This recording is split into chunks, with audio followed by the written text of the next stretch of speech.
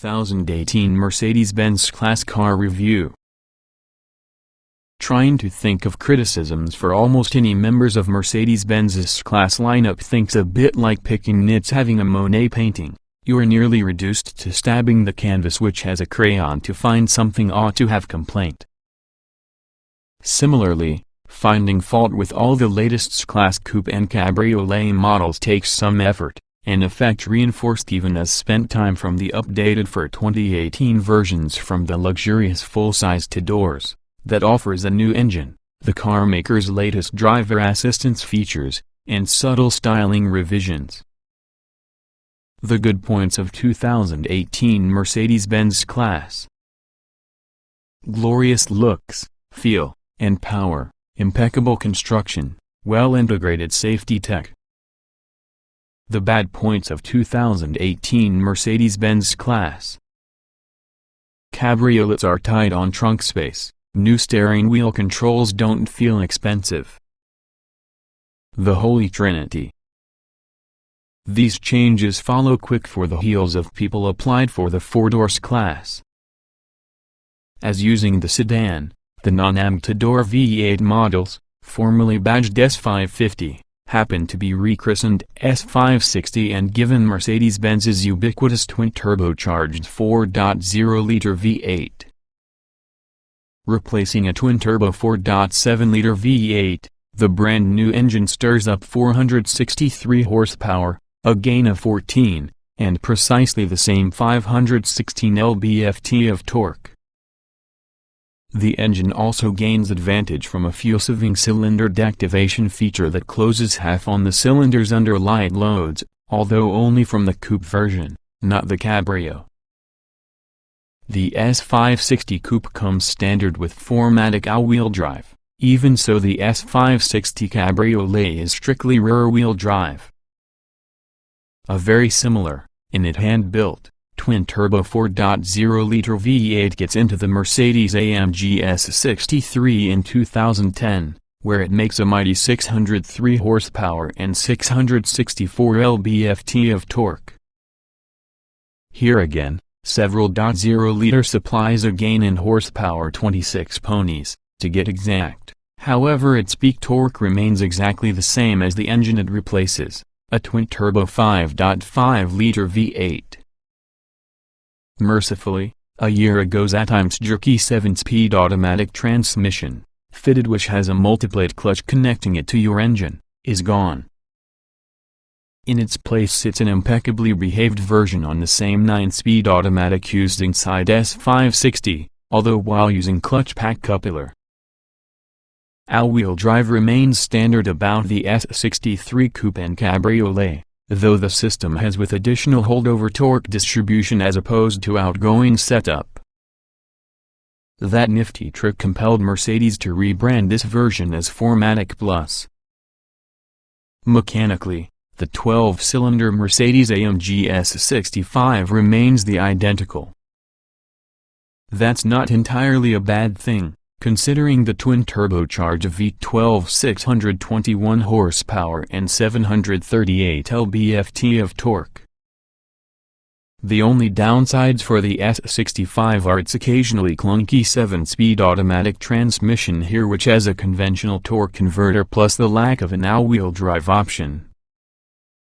Both could be blamed around the V12's mountain of torque, that is too great for virtually every other Mercedes transmission or all-wheel drive transfer case to deal with. In spite of the new engines, the S560 along with the S63 motor as time goes on much like ones.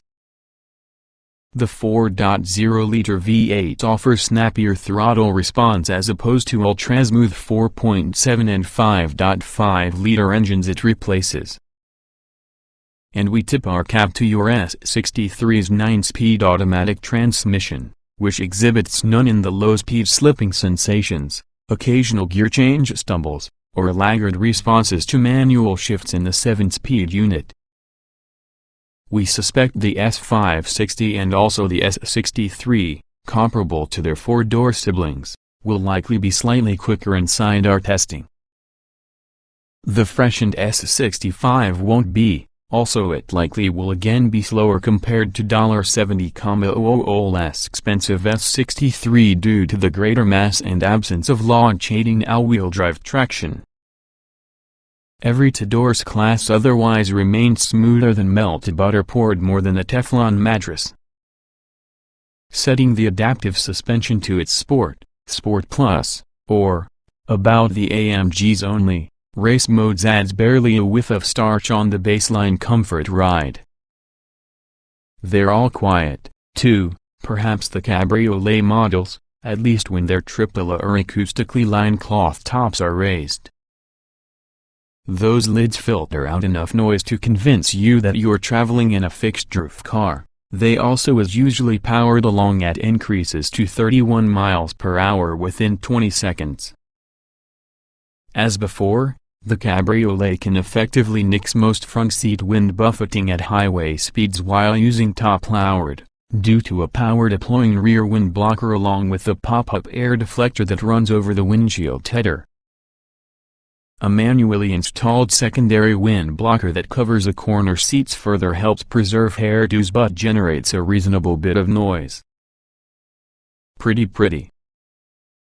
Every 2018 S-Class Coupe and Cabrio, through the S560 towards the S63 towards the S65, receives updated back and front bumpers, sparkling multi-element LED headlights, and organic LED OLED taillights. The S63 plus the S65 gain a whole new grille with vertical strakes, known by Mercedes because Panamericana grille because the look is inspired with the brand's mid-century 300 SL race car that won the 1952 Carrera Panamericana. This design is squatching through Mercedes-AMG's lineup, having first debuted about the AMG GTR performance car, and it also looks great within this class. Inside, every two-doors class has a whole new 3-spoke control shared with all the sedan.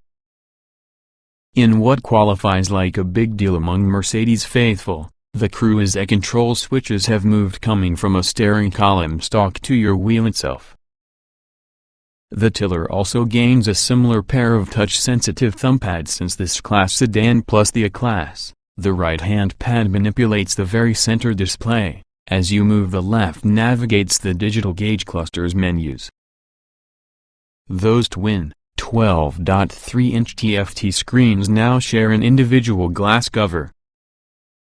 In addition towards the steering wheel pads and voice control, the command infotainment setup may be manipulated by way of a touchpad around the center console, a rotary knob, along with a series of hard-button shortcuts to key menus. We generally find the revolutionary steering wheel touchpads to lack accuracy and quite often take a few swipes to answer inputs, whilst the central touchpad and knob are definitely more responsive and much easier to use. The command system overall is not difficult, provided that you don't dive too deeply into its audio, navigation, phone, or settings submenus beyond say, changing a radio station or setting a different destination. There are a fantastic number of vehicle parameters anybody can change, personalize, or shut off and on, but messing with them as you move the car is moving takes an excessive amount of concentration. There. We found another scuff for this class's shoes. The rest in the interior carries over largely unchanged from a year ago. It is as decadent as it ever was, as illustrated from the massaging seat's capability to initiate kneading by way and the verbal command massage on. The cabin's effortlessness jibes well with all the 2018 model's upgraded semi-autonomous driver assistance tech. A revised sensor package now permits autonomous lane changes at highway speeds, whilst the adaptive cruise control can slow the automobile for curves, traffic circles, or exit or entrance ramps depending on navigation data. As before, the lane-keeping function can self-stare abbreviated periods before asking the motorist to put a hand for the wheel. Say what you would about the necessity or practicality of a full-size two-door that starts at $125,495 for your S560, $168,695 with the S63, and $239,895 to the S65. For the cabriolets, add $8,800 to snag an S560, $11,800 with an S63, and $12,000 to have an S65. These cars exist for everyone that wants, not the requirements, of a moneyed clientele who demand style along with a divinely isolated driving experience.